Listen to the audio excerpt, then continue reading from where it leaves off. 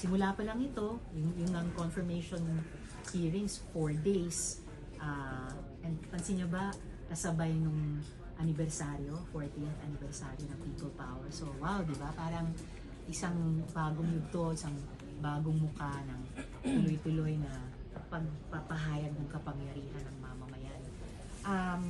I'm sure sina Attorney Botuyan know better than me at pinaka alam ng mga pamilya na ano pa ba yung ipipresenta nila dun sa tribunal, ano pa ba yung aasahan nila para sa justisya, kundi yung karanasan talaga nila.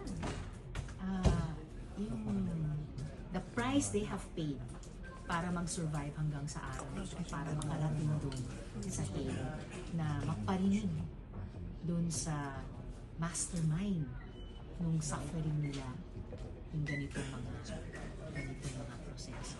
So it's historic that it has started at this time, umabot sa international tribunal, and pinagdadasal ko lang talaga ang isang makatotohanan at makatarungang outcome, lalo na para sa mga pamilya ng James. Nakita ba dito